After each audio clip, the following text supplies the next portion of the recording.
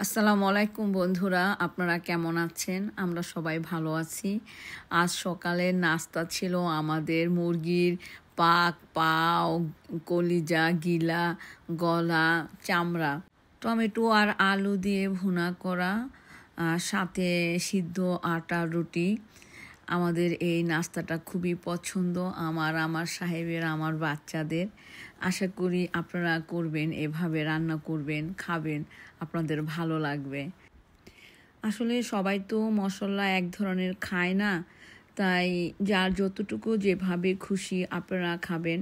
আমি হলুদ পছন্দ করি, এই জন্য বেশি বেশি হলুদ দেই। অনেকে হলুদ কম পছন্দ করে, এই জন্য হলুদটা কম দেয়। কিন্তু হলুদ শরীরের জন্য অনেক ভালো, একটা অ্যান্টিবায়োটিক ওষুধের মতো। এখানে যখন আমি প্রথমবার এসেছিলাম তখন ডক্টর আমাকে বলেছিল আমি যেন অন্য মশলা কম খাই আর হলুদটা একটু বেশি নেই।